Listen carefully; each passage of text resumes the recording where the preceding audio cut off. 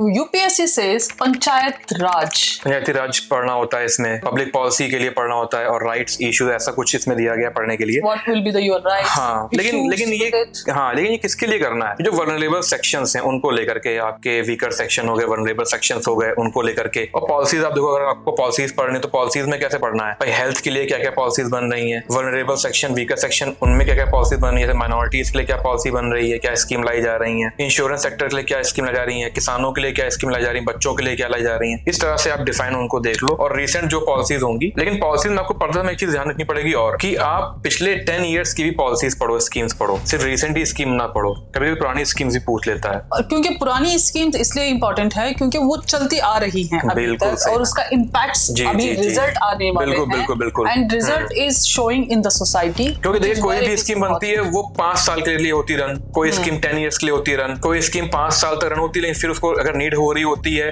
तो फिर से बढ़ा देते हैं। कुछ स्कीम्स ऐसे होती हैं जो 15 साल से चल रही होती हैं। मनरेगा 2005 में आई थी, 6 में आई थी, अभी तक चल रही है। UPA and continue even in NDA. तो वो एक, इसलिए आपको पूरा एक लंबा kind of like food security bill हो गया। हाँ, एनएफएसए एक्ट आया था आपका 2013 में आया था, अभी तक उसको पढ़ रहे हैं हम लोग। तो इस तरह से आपको स्कीमें एक होलिस्टिक वे में पढ़नी चाहिए। फॉरेस्ट अमेंडमेंट एक्ट भी था and it is running since long time.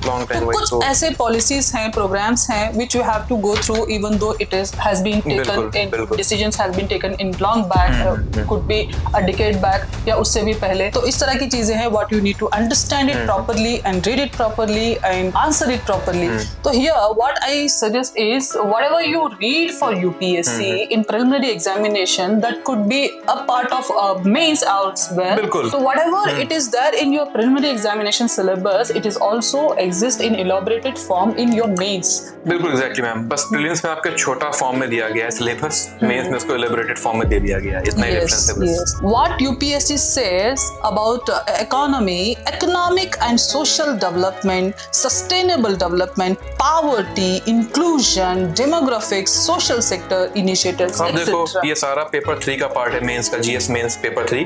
उसमें आपका जो इकोनॉमिक वाला सेक्शन है उसका ये सारा पार्ट है।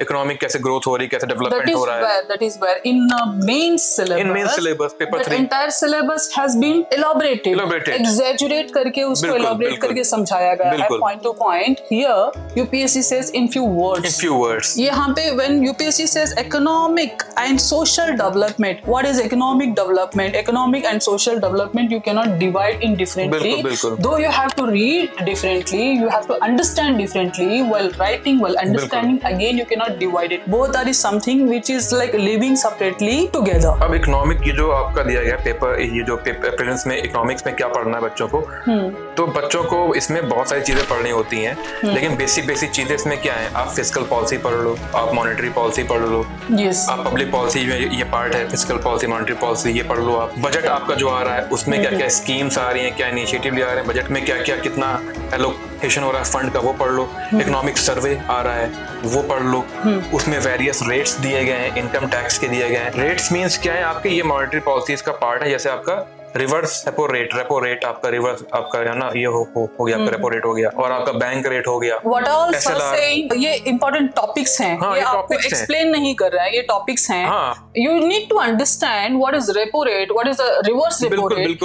When you are talking about repo rate and reverse repo rate, ये आपको पढ़ने की जरूरत नहीं है, ये actually इसका impact समझने की जरूरत है और इनकी definitions। हाँ, you don't have to read economics, there is something called economy, what exactly is happening in practical application पढ़ना पड़ेगा, उसके इम्पैक्ट्स, उसके इश्यूज, उसके रिजल्ट्स, उसका how it is like running in our society. Ma'am वो दे रहे थे प्लानिंग कैसे हुई इंडिया में, प्लानिंग कैसे शुरू हुई, तो उसके लिए प्लानिंग कैसे करेगी शुरू, आपको वो पढ़ना पड़ता है इकोनॉमिक्स में। अब प्लानिंग कमीशन आपकी फॉर्म हुई, आज के टाइम में क्या हो गया, आपका थिंक टैंक आ गया, जैसे कहते हैं नीति आयोग, ये टोटली चेंज हो रहा है। फेडरलिज्म के इसमें आपके आते हैं, आपके जो आपके इशू हैं वो आते हैं, तो आप कैसे चेंजेस देख रहे हो, आपका इकोनॉमिक ग्रोथ कैसे हो रही है, कैसे आपका ग्रेजुअल आपका चेंजेस आ रहे हैं आप इकोनॉमिक्स में। UPSC says in your economic growth sustainable development why UPSC wants you to understand it, why the reason behind is जो रिसोर्स का एलोकेशन है वो प्रॉपर हो जाए, जाए। Yes. If not today, tomorrow as an aspirant. बिल्कुल। Today you are an aspirant, tomorrow you will be a civil servant. Tomorrow you have to make a policy and program so that you will understand today in बिल्कुल। your preparation how to make a sustainable policy, a program बिल्कुल, for your बिल्कुल। society, for your vulnerable section. It could be any section, could be elite section, could बिल्कुल, be a बिल्कुल। poor class, बिल्कुल। could be any like poverty और section. Sustainability पढ़ना भी क्यों है आपको? क्योंकि आप देखो, आप कंट्री है, ये उतना ज्यादा अभी रिसोर्सेज नहीं डेवलप है। नहीं हुआ, रिसोर्सेज हैं भी, हाँ। लेकिन पॉपुलेशन इतनी ज्यादा है कि सबको हर चीज नहीं मिल सकती। Yes. तो कैसे आप करोगे एलोकेट उनको, और पॉलिसी कैसे बनाओगे उनके लिए? तो ये चीज आपके देखी आती है। जैसे आप देखो You manage resources हाँ। along with you see the environmental impacts on it and the बिल्कुल। social impact बिल्कुल, on बिल्कुल, it, बिल्कुल। a growth, a development, बिल्कुल। all everything inclusive, even including a political like appraisal, like हर एक चीज इसमें हाँ, आ हर जाती चीज में आ है जाती जो कि है। आपके सस्टेन होते हैं। Sustain means what? रहना, कंटिन्यूअस रखना, continuous। रहे वो, हाँ। फ्यूचर में खराब ना हो जाए, खराब ना हो, बर्बाद ना हो, in other words। तो this is what UPSC says, the economic and social इसमें- sector initiatives। बिल्कुल वही मैं कहने वाला था। Social sector initiative, inclusive growth कैसे हो रही है, ये सब चीजें भी इसमें पढ़नी है आपको। सोशल सेक्टर इनिशिएटिव क्या है? अब सोशल सेक्टर में कौन कौन आता है आपको? आपके कुछ सेक्शंस आएंगे सोसाइटी के जो कि वल्नरेबल सेक्शन होंगे, उन्हीं के लिए बन रही होगी बेसिक एक्सपीरियंस। जैसे आप देखो पॉवर्टी, अब पॉवर्टी में आपका क्या है? बिलो पॉवर्टी लाइन एक है। तो बिलो पॉवर्टी लाइन किसके लिए है? जो बीपीएल लोग होंगे, और बीपीएल लोग किस में आते हैं? वल्नरेबल सेक्शन में आते हैं। तो आपको उनके लिए स्कीम्स पढ़नी है कि कैसे सरकार उनको दे रही है, कैसे इनिशिएटिव ले रही है उनके लिए, और कैसे उनको रिसोर्सेज पहुंचा रही है, कैसे बेसिक नेसेसिटीज उनको पहुंचा रही है। तो आप इसके लिए बहुत सारी स्कीम्स होती हैं, सरकार लेके आती है टाइम टाइम्स पे। तो सोशल सेक्टर जो आपके इनिशिएटिव वही है कि सरकार कैसे इनिशिएटिव ले रही है। जैसे अभी देखो आप स्ट्रीट वेंडर्स के लिए, तो ये लेके आए पीएम स्वनिधि योजना, प्रधानमंत्री स्वनिधि योजना। वो स्ट्रीट वेंडर्स के लिए आई है क्योंकि स्ट्रीट वेंडर्स अपने अनऑर्गेनाइज्ड सेक्शन में आता है, इनफॉर्मल आपके जो मार्केट इकोनॉमी उसमें आता है। तो आप देखो मैं जो वर्ड यूज कर रहा हूँ, market economy, informal market economy, formal market economy, unorganised sector, ये सारे मतलब आपको इकोनॉमिक्स में यही पढ़ना है। आपको सारी डेफिनेशंस करनी है अच्छे से prepare. If you understand definitions, you will understand entire part. अभी मैं बता रही थी एसएलआर, स्टैट्यूटरी आपका लिक्विडिटी रेशियो क्या होता है। तो इस तरह आपको ये सब डेफिनेशन जरूर पढ़नी है। Yes. जैसे आपका इसमें एक आता है इन्फ्लेशन। इन्फ्लेशन पे अक्सर क्वेश्चन आते हैं प्रीलिम्स में कि इन्फ्लेशन कैसे होता है, क्या उसका इम्पैक्ट पड़ेगा इन्फ्लेशन का, क्या आपके एक्सपोर्ट पे पड़ेगा इम्पैक्ट, क्या आपके इम्पोर्ट पे पड़ेगा impact. What all you are saying is the part of economy.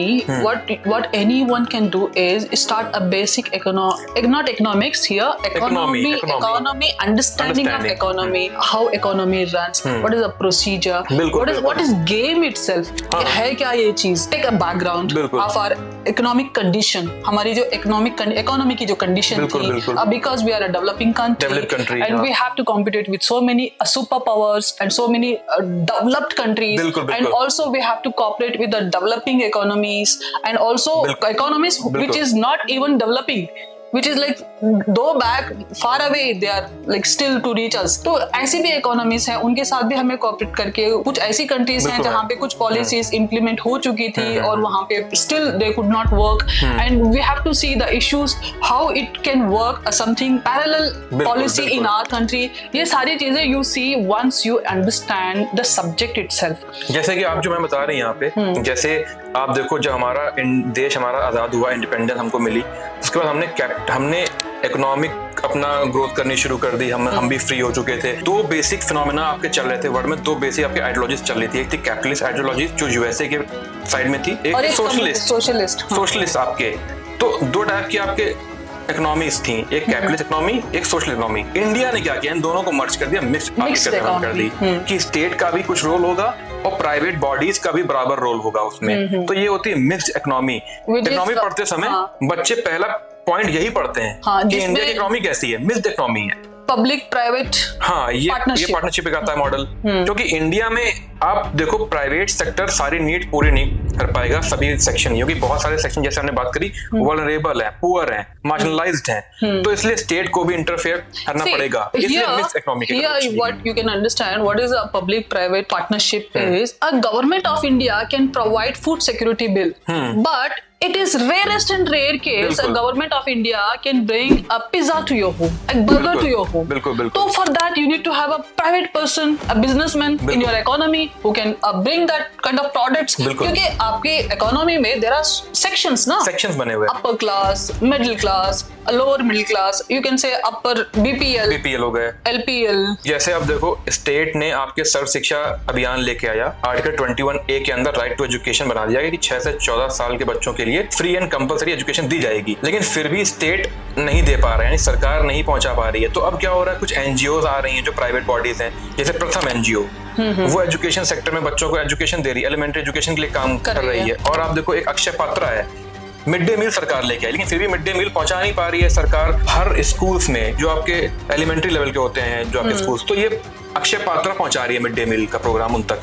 तो इस तरीके से पब्लिक प्राइवेट इनिशिएटिव करके मॉडल बना करके आप पहुंचाते हैं, इसलिए क्योंकि यहाँ नीड ऐसी है इंडिया में। तो इकोनॉमी में यही पढ़ना होता है, इकोनॉमी में। What UPSC says here on in your 5th point, which is general issues on environmental ecology and biodiversity and climate change that do not require a subject specialization. यहाँ पे मेंशन भी कर दिया कि सब्जेक्ट स्पेशलाइजेशन की जरूरत आपको नहीं है। आप बस सिंपल जो आपके क्लाइमेट चेंज के फिनोमेना है उनको पढ़ लो, ग्रीन हाउस गैसेस कैसे होती हैं उनको पढ़ लो। तो इसमें जैसे कि मैम आप देखो, आपको जाके किसी पत्ते को छील के उसमें क्लोरोफिल कितने % है और उसको ऑक्सीजन कितने % प्रोड्यूस करता है, नहीं करना है। आपको बस पढ़ लेना है कि यहाँ इतना है, क्लोरोफिल होता है, उसमें ग्रीन पिगमेंट मिलता है इसलिए वो ग्रीन होता है। बस सिंपल चीज आपको फैक्ट्स पढ़ लेने हैं। दूसरी चीज आपको एनवायरमेंटोलॉजी पढ़ते समय, बायोडाइवर्सिटी पढ़ते समय, क्लाइमेट चेंज पढ़ते समय कुछ बातें ध्यान रखनी होती हैं। जैसे कि एनवायरमेंटोलॉजी इन सब में क्या है, आपके बेसिक फिनोमेनाज हैं, आपको वो पढ़ने चाहिए, डेफिनेशंस पढ़नी चाहिए। एनवायरमेंटोलॉजी में कैसे फूड चेन, कैसे फूड वेब हो रही, वो पढ़नी चाहिए।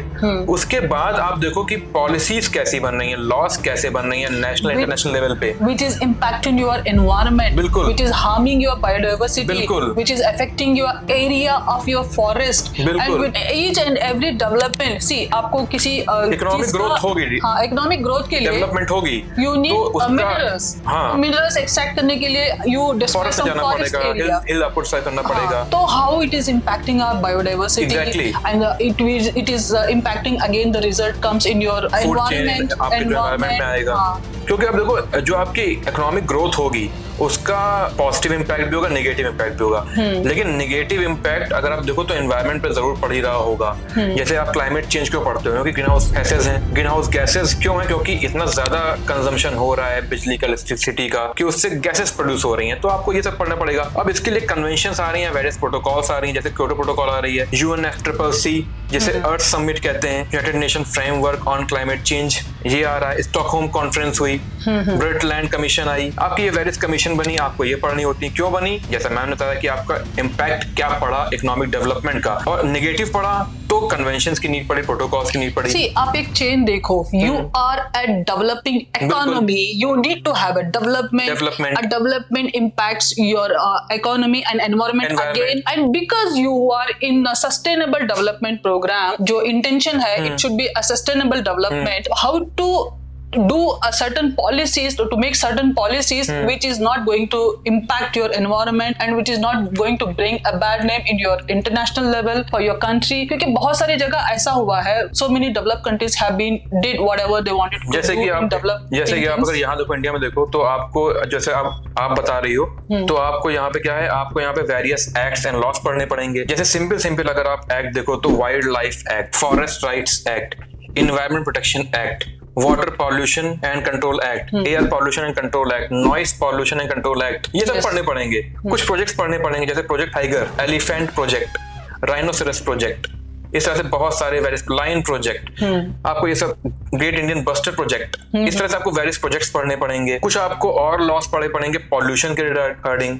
सी, और बहुत सारे डेंजर स्पीशीज होते हैं, इंडेंजर स्पीशीज होते हैं, वो IUCN है, वो निकालती है रेड लिस्ट। रेड लिस्ट में आपके थ्रेटेंड स्पीसीज जो है, इंडिजिनस स्पीसीज, उनकी एक लिस्ट निकलती है। तो बच्चों को ये सारी पढ़नी पड़ती है हर साल, क्योंकि अभी कौन ऐसे हैं जो इंडेंजर्ड हो चुकी हैं स्पीसीज।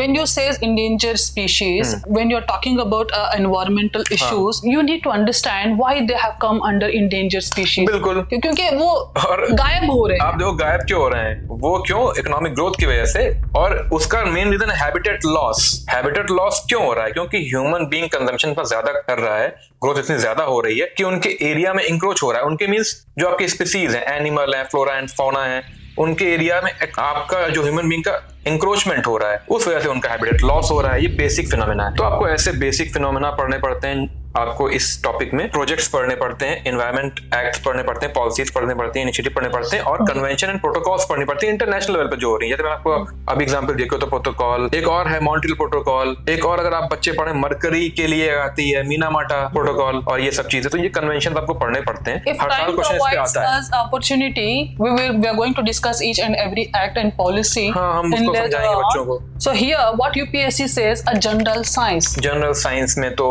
आप देखो, जनरल साइंस में यूपीएससी ने जनरल साइंस क्यों ही लिखा होगा, क्योंकि साइंस में आपको क्या ही पढ़ना है, physics chemistry biology. UPSC says you should be a jack of all trade, master of none. Master of आप none. मास्टर मत बनो, बस आप पता रखो क्या क्या आप इन्फॉर्मेशन ले लो, बेसिक इन्फॉर्मेशन। Yes, yes. आप ज्यादा नॉलेज के पीछे मत भागो। हाँ. तो यहीं पे इसलिए आपको साइंस में सिंपल चीजें पढ़नी है। फिजिक्स क्या हो सकती है, केमिस्ट्री में क्या इश्यूज हो सकते हैं, बायोलॉजी में क्या चीजें हो सकती हैं। जैसे बायोलॉजी में आपको क्या ह्यूमन एनाटॉमी, आपको ब्रेन से लेकर के स्टमक में क्या है, कैसे ऑर्गन्स होते हैं, क्या आपके चीजें हैं, बेसिक आइडिया ले लो कि भाई कहाँ से कौन सा एंजाइम निकलता है, कहाँ से आई की में कौन से प्रॉब्लम हो सकती हैं, लेंसेज कैसे यूज हो सकते हैं। इसी तरह केमिस्ट्री में कौन कौन से एसिड बेसिस, या अगर रीसेंट कोई वैक्सीन बन रही है तो वो आपके क्या है, DNA vaccine, RNA vaccine. General science में एक बात ध्यान रखनी है, और आपको जैसे कि आपका ये था एनवायरमेंट, आपका जो था, इस पार्ट में एक चीज ध्यान रखनी है कि करंट इवेंट्स का बहुत ज्यादा इसमें यूजेज है। आप अगर करंट इवेंट ढंग से नहीं पढ़ते हो तो आप ये साइंस और आपका ये जो पार्ट है, ये पार्ट अच्छे से आप नहीं कर पाओगे, क्योंकि आपका साइंस क्या है, ये साइंस आपका बेसिक साइंस नहीं पूछ रहा है कि आप बताओ कि आंख में क्या प्रॉब्लम है, ऐसा क्या।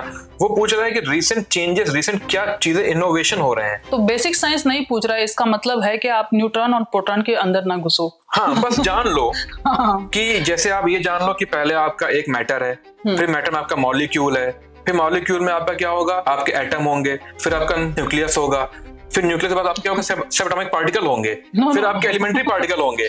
हाँ, लेकिन यूपीएससी यहाँ क्वेश्चन पूछता है एलिमेंट्री पार्टिकल्स पे। हिग्स बोसॉन, हिग्स बोसॉन क्या आपका एलिमेंट्री पार्टिकल है। अब वो पूछ लेता है कि बोसॉन, अब बोसॉन भी 3 टाइप के होते हैं, तो आप इतनी बेसिक नॉलेज रखो कि बोसॉन किस टाइप का क्या है, क्योंकि इस पे क्वेश्चन आते हैं। तो ये चीज आप ध्यान रखो।